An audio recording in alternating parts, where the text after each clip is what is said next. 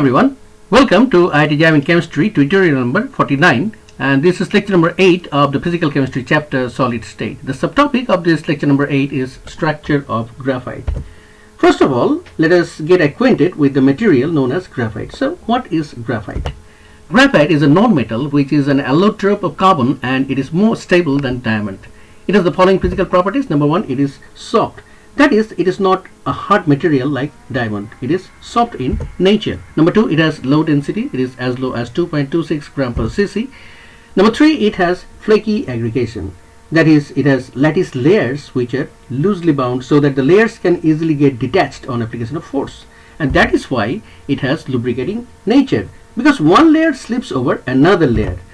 Number 5, it has very high melting point and boiling point. MP is 3600 degrees Celsius and boiling point is very high, 4200 degrees Celsius. Number 6, it's the only non-metal that can conduct heat and electricity. That is, it has some free electrons which allow graphite to conduct heat and electricity. And finally, number 7, it is anisotropic in nature. That means its properties are different in different directions. So these are the physical properties of graphite, and now let us see what about the XRD pattern of graphite crystal. So by using the copper K alpha line, we have obtained this type of XRD pattern, and where some prominent peaks. This one is the most prominent one, which is coming out from 002 plane, and apart from this there are some several other peaks also. This one, these are obtained. So by critically analyzing them and using the simple Bragg equation to obtain the reflection maxima, the crystal structure of graphite has been obtained. So in this picture, two XRD patterns, two prominent lines are observed, one at 2 theta equals to 26.51 degree. This is due to the 002 plane reflection maxima, and the interlayer spacing has been found or calculated to be 3.35 angstrom. And the second one at 2 theta 54.63. So this one at 26.51, okay, 2 theta, and this 2 theta at 54.63 degree. Okay, so the interlayer spacing is 1.687 angstrom.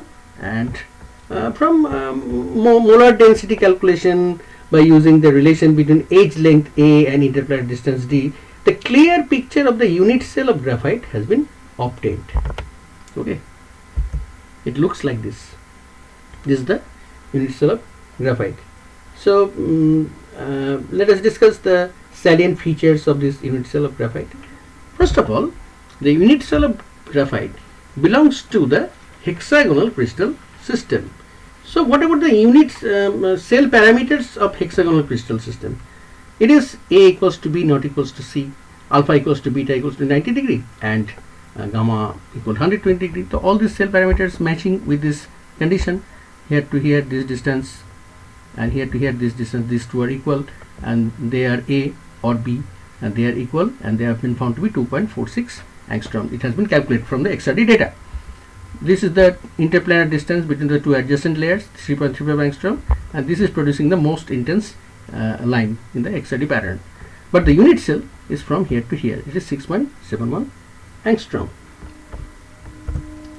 So here all the carbon atoms are sp2 hybridized, and the orbitals undergo head-on overlapping to form honeycomb-like fused hexagonal two-dimensional sheets where the carbon-carbon bond length is 1.42 angstrom.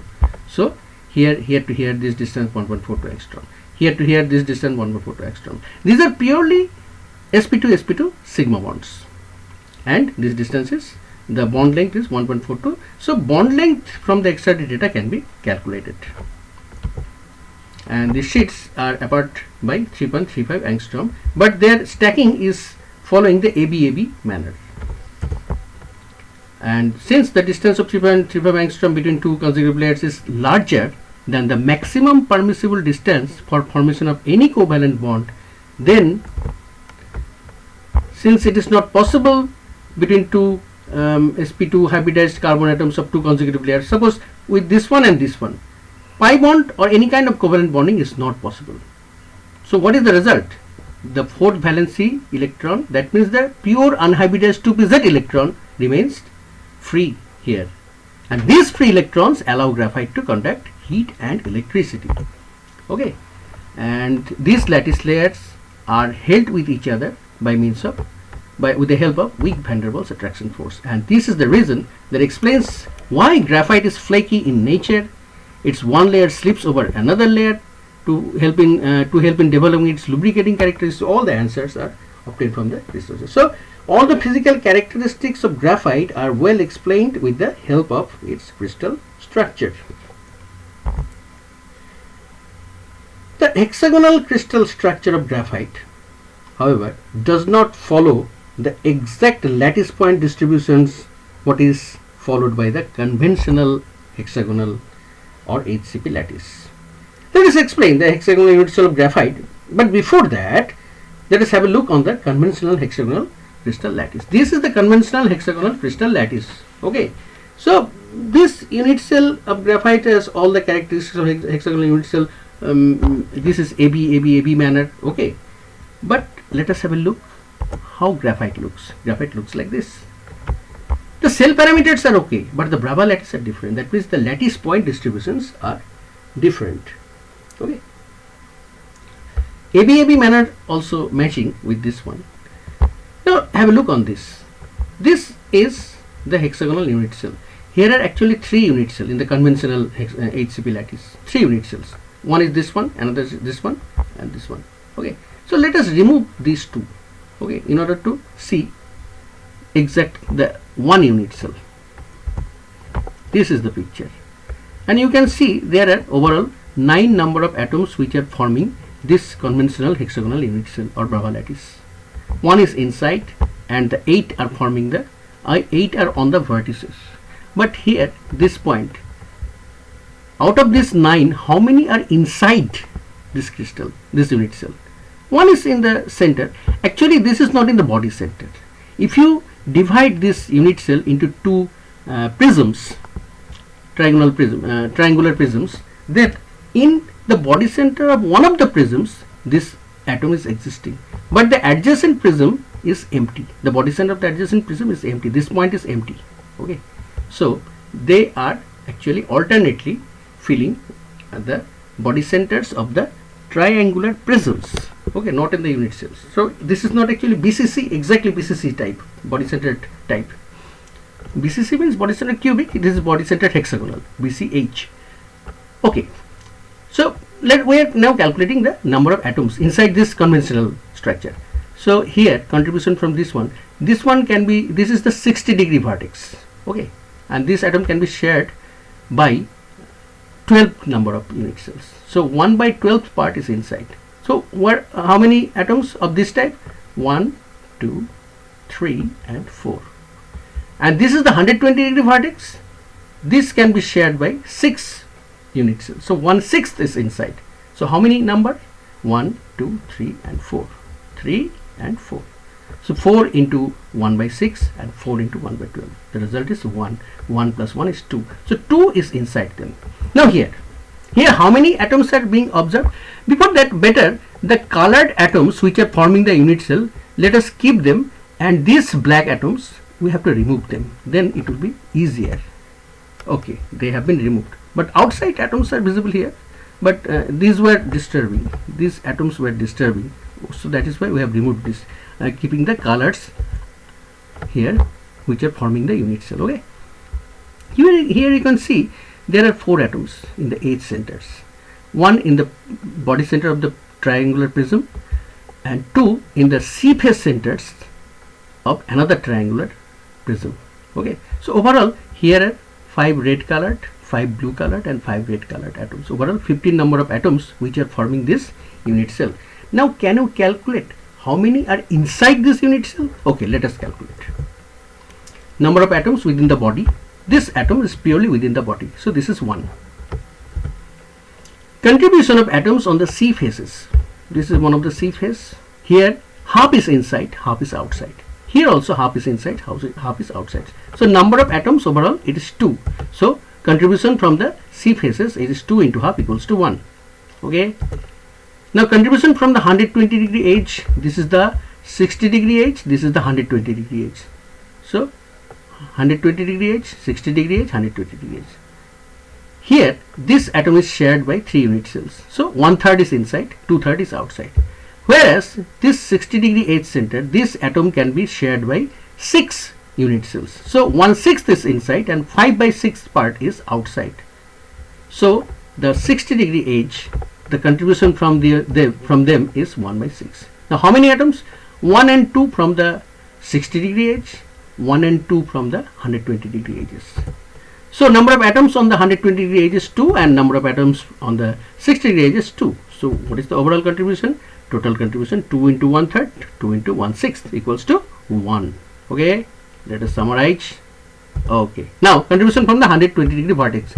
This is the 120° vertex. So likewise there are 4 vertices, 1, 2, 3 and 4. 4 120° vertex.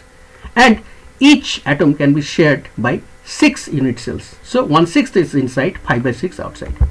The 60° vertex, these atoms can be shared by 12 unit cells. That is why 1/12 part is inside and 11/12 part is outside.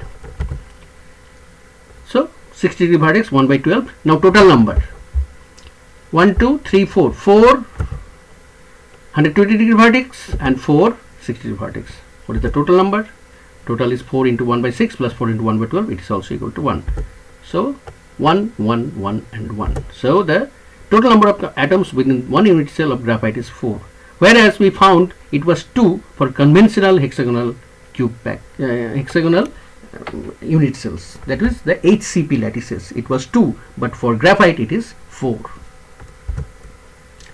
Now coordination number. This is the top view. This is the sheet of a graphene. Graphene means 2-dimensional single sheet. Okay.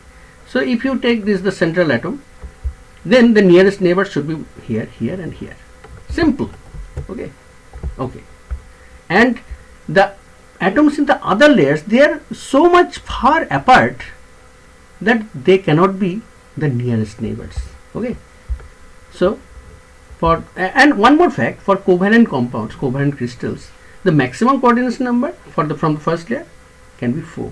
Okay. Either it is 3 or 4. So 4 is maximum. Now let us remove these 3 atoms and let us consider the second nearest neighbors. This will also belong to this sheet. Okay. So let us make this atom disappear and make these atoms appear like this. This. Okay. So we have found that the first layer coordination number is 3, whereas the second layer coordination number is 6. Okay. And packing efficiency for CCP or HCP is 74%, and for graphene 2D sheet this is also 74%. What about CCP?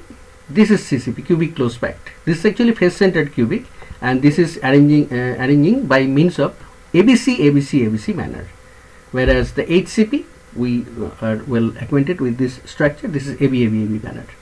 And for graphene also, each sheet is graphene. Here also packing efficiency 74%. But if we consider the 3D structure, then the maximum efficiency should be 52%. Okay, because overall close packing in graphite is not possible due to considerable interlayer spacing, and the maximum 3D packing efficiency should be 52%. So that's all about the structure of graphite. Now this type of structure can also be observed in mica, black phosphorus, arsenic antimony and silicate minerals. So that's all from this lecture. Thank you and have a nice day.